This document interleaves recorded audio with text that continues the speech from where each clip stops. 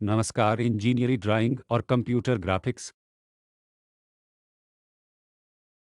पर हमारे NPTEL online प्रमाणन पाठ्यक्रमों में आपका स्वागत है। हम मॉड्यूल नंबर 3 लेक्चर नंबर 23 पर हैं, जहां हम पिछली कक्षा में ऑर्थोग्राफिक प्रोजेक्शन को कवर कर रहे थे। हमने पहले क्वाड्रेंट प्रोजेक्शन और तीसरे क्वाड्रेंट प्रोजेक्शंस के बारे में सीखा है।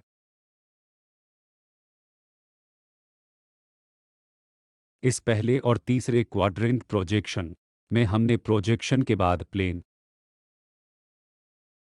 को देखा है, जहां हमें एक सामने का दृश्य प्राप्त होगा। शीर्ष दृश्य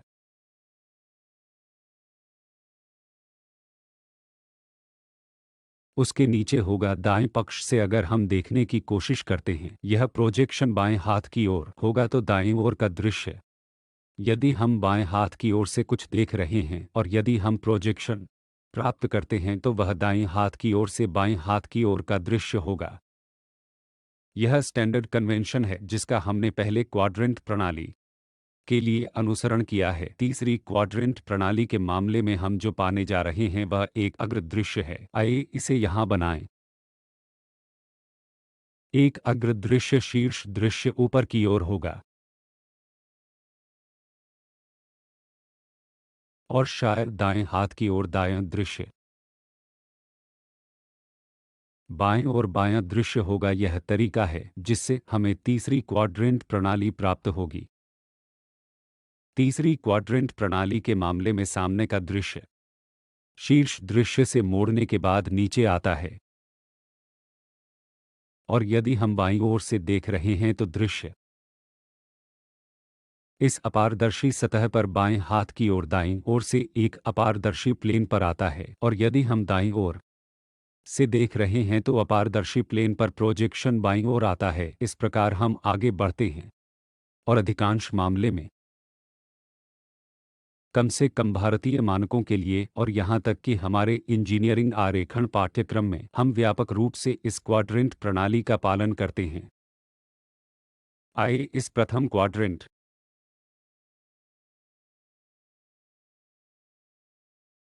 के बारे में और अधिक जानें। हम इस चित्र को पहले कोण में हमारे पहले क्वाड्रेंट प्रकार में देखें।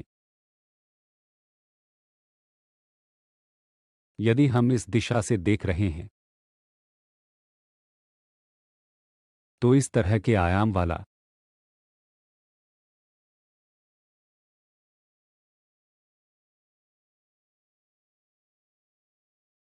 एक टेपर्ड सिलेंडर है। क्योंकि यह पारदर्शी प्लेन भी है जिसके द्वारा हम एक अन्य पारदर्शी प्लेन पर भी विचार करते हैं। प्रायः उस दिशा में उपलब्ध अधिकतम आयाम को हम देखने का प्रयास करते हैं। यदि ऐसा है तो यदि हम इस दिशा से अवलोकन कर रहे हैं तो इस टेपर सिलेंडर का प्रोजेक्शन दूसरे प्लेन पर ट्रेपेजियम के बराबर होता है। क्योंकि यह पहला है जिसे हम देख रहे हैं तो हम कह लेते हैं इसे एक अग्र दृश्य।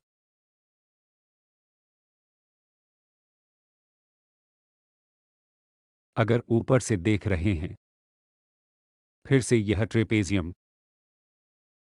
जैसा प्रतीत होता है। वही सिमेट्रिक ऑब्जेक्ट इस दृश्य से तथा शीर्ष दृश्य से भी प्राप्त होता है। यदि हम इस दृश्य से देख रहे हैं तो यह एक सर्कल की तरह लगता है जिसके बाद में एक बड़ा सर्कल है। प्लेन पर यह एक सर्कल की तरह लगता है जिसके बाद में एक बड़ा सर्कल है। क्योंकि हम इंक्लाइन दिशा की ओर देख रहे हैं, यह दीर्घवृत्त की तरह लग सकता है, लेकिन हमें इस पेज को पलटना या मोड़ना है। एक बार हम इसे उस प्लेन पर पूर्ण सर्कल बनाते हैं तो अगर हम इस पूरे वस्तु के लिए इसे तैयार कर रहे हैं तो वह सामने का दृश्य होगा। और फिर बाईं और दाईं दिशा की ओर हम देखने की कोशिश कर रहे हैं। इस दृश्य को देखें। इनकी बीच की इन लाइनों के बाद है हमें एक बड़ा सर्कल मिल जाएगा जो दिखाई देगा। इसी प्रकार हम इस दिशा में देख रहे हैं तो इन रेखाओं के आधार पर हमें उसके साथ एक और सर्कल संकेंद्रित प्राप्त होगा जो दोनों दिख रहे हैं। अब शीर्ष दृश्य को अगर हम उस दिशा से देखते हैं, यह नीचे की प्लेन पर प्रोजेक्ट होते हैं और हम इसे खोलने के लिए मोड़ रहे हैं, फिर नीचे की ओर यह रेखा वहां मेल खाती है। इसी प्रकार यह रेखा नीचे की रेखा से मेल खाती है और हम फिर से उस दिशा में देख रहे हैं। हम एक ही आकार के ट्रेपेजियम देखते हैं। यह अग्र दृश्य है। शीर्ष दृश्य बायां से दाएं, बाईं ओर का दृश्य। इस तरह हम एक चित्र बनाते हैं।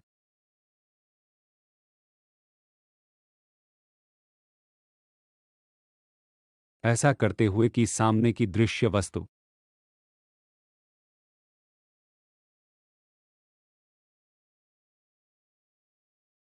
यह सामने की दृश्य वस्तु ट्रेपेजियम है। यह वस्तु का बायां पक्षीय दृश्य है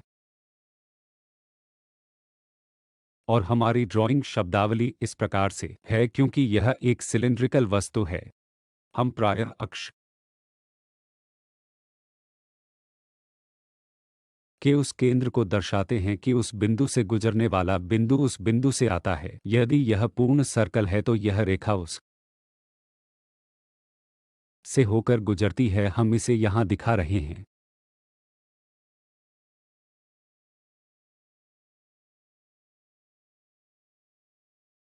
क्योंकि यह बाईं ओर एक सर्कल है, एक सर्कल और एक अन्य सर्कल।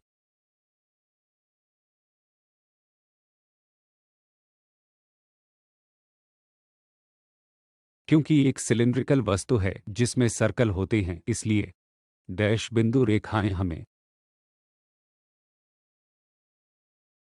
यह प्रदर्शित करती हैं कि यह सिलिंड्रिकल वस्तु है।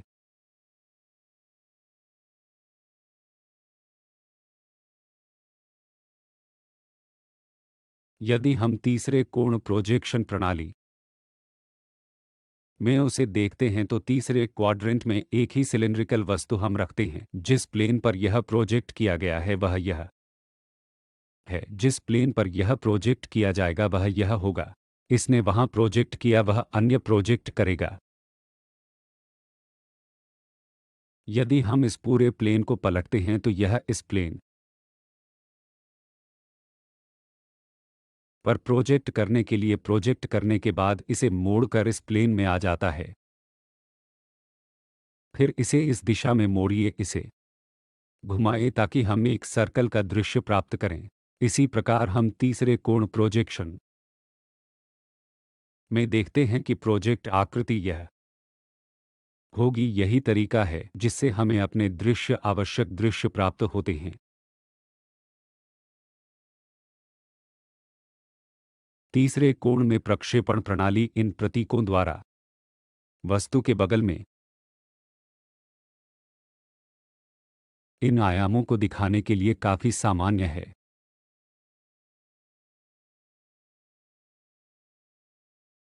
क्योंकि यह अनुमानित है। कुछ व्यास 1 और व्यास शायद वस्तु की लंबाई बिंदु 2D तक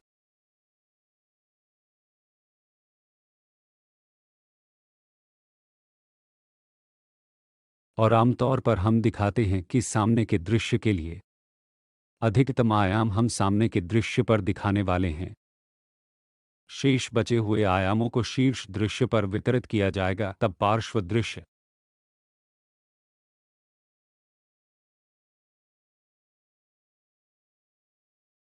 के बाद अब हम इन प्रोजेक्शंस पर सम्मिलित विधियों पर विचार करेंगे। किसी भी प्रोजेक्शन में हम दो विधियों में विभाजित करेंगे। एक प्राकृतिक विधि से है, दूसरा कांच बॉक्स विधि है।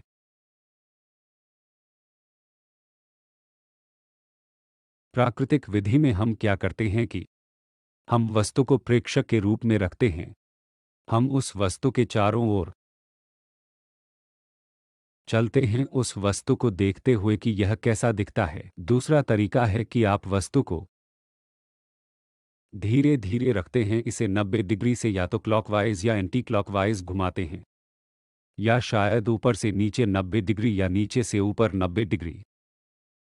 यह भी एक तरीका है कि हम वस्तु को घुमा सकते हैं और दृश्य को देख सकते हैं। यदि हम ऐसा कर रहे हैं तो पहले किसी वस्तु को रखिए, प्रेक्षक को फिक्स कीजिए, वस्तु को घुमाइए। जो भी दृश्य हम प्राप्त करने जा रहे हैं उसे हम प्राकृतिक विधि कहते हैं। कांच बॉक्स विधि में हम इस वस्तु के चारों ओर एक इमेजिनरी बॉक्स का निर्माण करते हैं। उनमें से कुछ पारदर्शी प्लेन हैं, इनमें से कुछ अपारदर्शी प्लेन हैं। उस पारदर्शी प्लेन के चारों ओर घूमिए ताकि हम जो भी प्राप्त करते हैं उसे देखें। इसे हम कांच बॉक्स विधि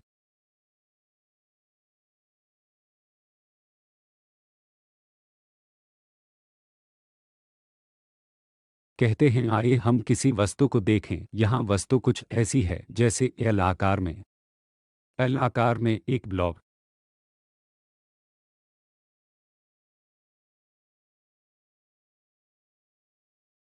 और ये एक सामने के दृश्य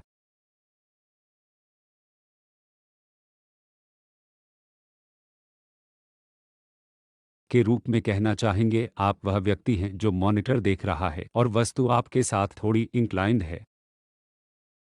आसान बात है, इस वस्तु को उस दिशा में एक निश्चित कोण से घुमाएं कि यह आपकी दृश्य दिशा के लंबवत हो, उस प्लेन दिशा में। तो यहाँ यदि हम उस वस्तु को निश्चित कोण से घुमा रहे हैं तो हम इसे देखने की स्थिति में होंगे कि हम उस वस्तु को घूमते हुए देखने की स्थिति में होंगे। अतः इस प्राकृतिक विधि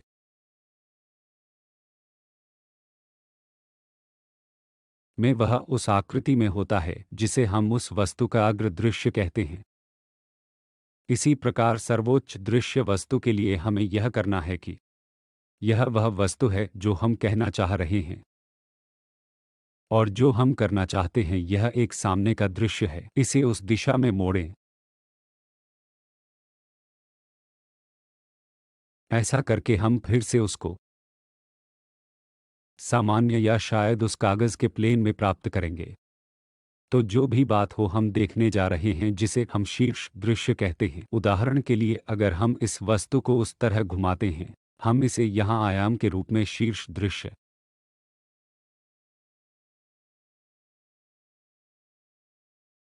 के लिए प्राप्त करते हैं, क्योंकि हम इसे सामान्य बना रहे हैं कि यह संपूर्ण वस्तु उस स्तर पर हमारी दिशा की ओर आती है। इसी तरह उस दिशा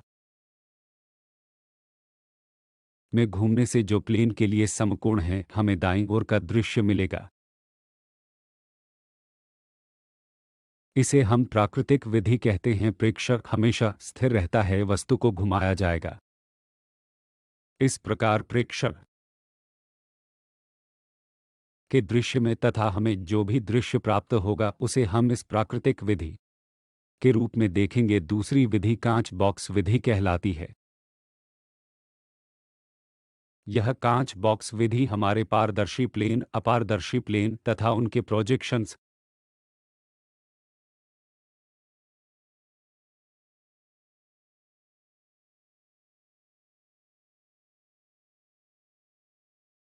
से इस कांच बॉक्स विधि के निर्माण के समय कार्य करती है।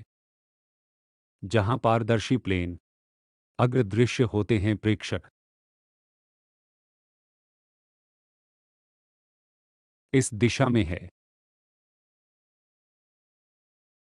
अब तक वह उस दिशा में देख रहा है। जो भी आकार वह देख रहा है उसे हम अग्र दृश्य कहते हैं। यह एक अग्र दृश्य प्रोजेक्शन है, इसलिए यदि आप इसे पूर्ण प्रोजेक्शन करने जा रहे हैं तो वह देख पाएगा कि यह इस आकृति का होगा। यह वह दृश्य है जिसे हम अग्र दृश्य कहते हैं। फिर शीर्ष दृश्य को देखने के लिए ए को ऊपर की ओर से देखें कि वह इस प्लेन पर जो भी प्रोजेक्शन करने जा रहा है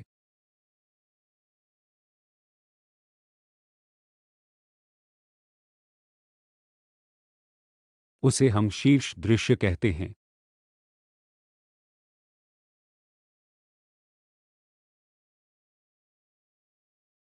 और फिर से दाएं हाथ की ओर दृश्य ए के लिए उसे उस दिशा में आना होगा। उस प्लेन पर देखें जो भी यह अनुमानित करता है वह यह है जिसे हम दाएं हाथ की ओर दृश्य कहते हैं।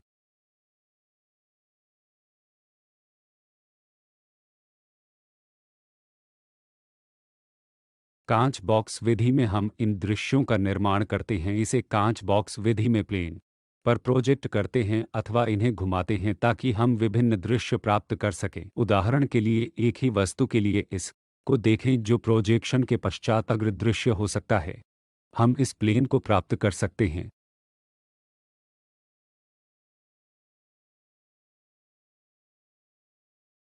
अब प्रेक्षक वहां से सबसे पहले देखता है तो वह इसे वस्तु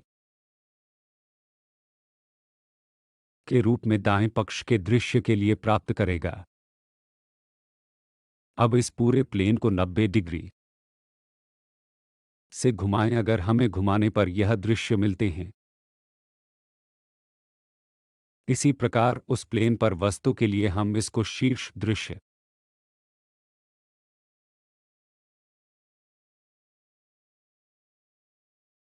के रूप में प्राप्त कर सकते हैं। इस प्लेन को 90 डिग्री घुमाते हैं तो जब हम इसे वापस वैसे ही करते हैं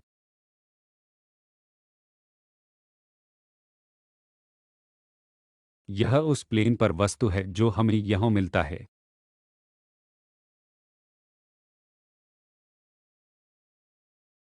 जिसे कि हम शीर्ष दृश्य कहते हैं।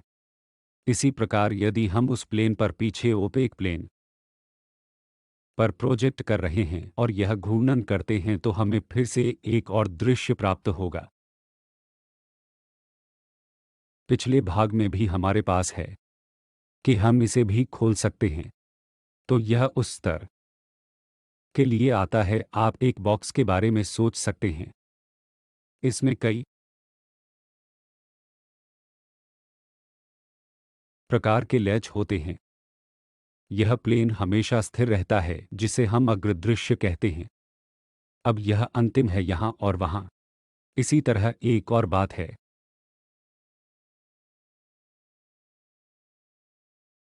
इसी तरह यहाँ वहाँ और इस पर। अब एक बार उस बॉक्स पर होने के बाद हम इसे इस तरह से खोलें कि यह भाग शीर्ष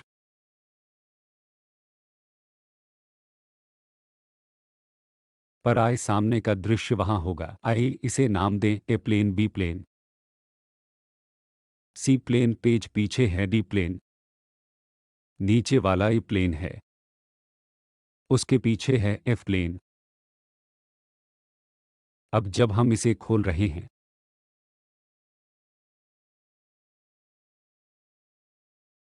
ए प्लेन होगा। बी प्लेन ऊपर आता है। सी प्लेन इस स्तर पर आता है। डी प्लेन यहां एक बॉक्स के समान होता है जो कि पीछे की ओर एफ प्लेन पर होता है। दो बार हम इसे इस एफ दिशा में खोलेंगे और बचा हुआ ई प्लेन उस स्तर पर आता है। इस डिब्बे और उनके प्रोजेक्शंस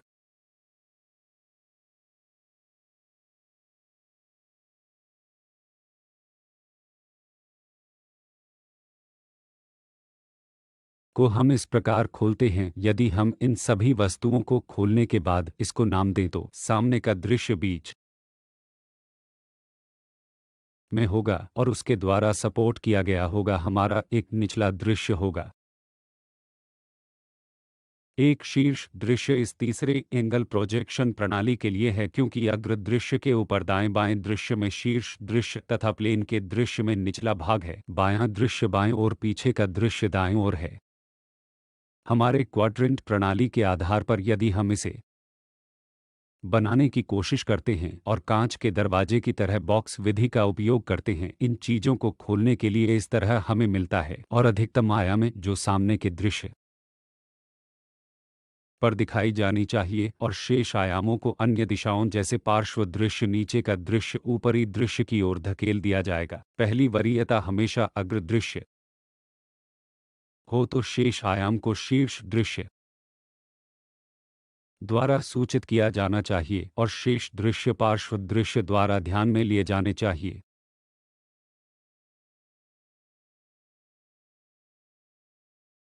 आइए एक उदाहरण लेकर किसी वस्तु को देखें। यह वह वस्तु है जिसके हम दृश्यों को बनाना चाहते हैं। आइए हम धीरे धीरे आगे बढ़ते हैं। पहला, कांच के दरवाजे जैसे का निर्माण करना सरल है। फिर यदि हम इस कांच के दरवाजे बॉक्स पद्धति पर प्रोजेक्ट करने का प्रयास कर रहे हैं, यह पूरी बात को अगर हम इस दृश्य पर प्रोजेक्ट करने की कोशिश कर रहे हैं, तो इस बॉक्स को खोलिए। सामने का दृश्य इस स्तर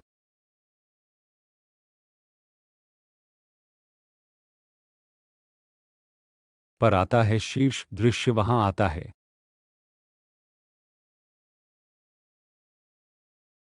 दाएं पक्ष दृश्य इस स्तर पर आता है, बाएं पक्ष दृश्य उस स्तर पर आता है और पीछे की ओर का दृश्य इस स्तर पर आता है।